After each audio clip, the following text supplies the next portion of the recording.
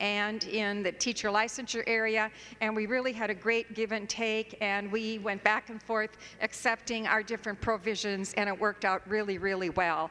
It was just a great experience. It took us a long time.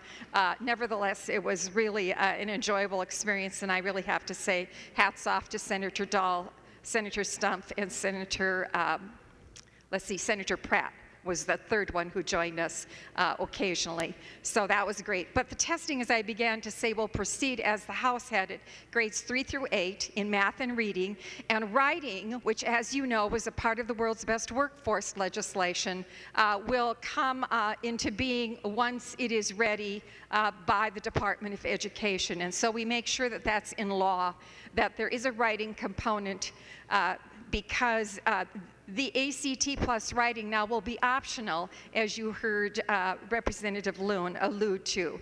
The optional taking of the ACT, however, will also be available to those 12th graders who may not have chosen to take the ACT as juniors, and we think that's a great opportunity.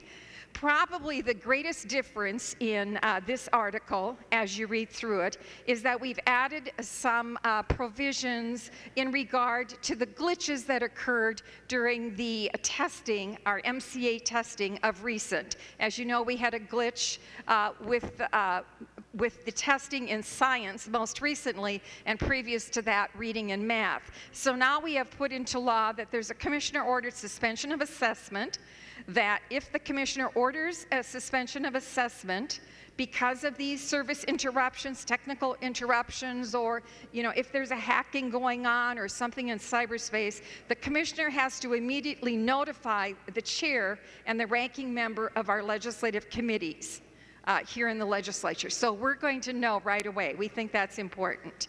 The Senate wanted a limit on testing. You heard Representative Loon refer to that. I thought that we should limit the number of time that was spent by our students on the MCAs, but they differed, and so we agreed to have testing limitations if the district decides in consultation with their teachers. Otherwise, that's fine, but there would be limitations for grades 1 through 6 to a time spent on locally adopted assessments. As you know, the MAP is used frequently for growth measures, and oftentimes the OPA is used as getting prepared for the MCAs. So that will be for those grades not to exceed 10 hours, and for the grades 7 through 12 not to exceed 11 hours. International Baccalaureate and Advanced Placement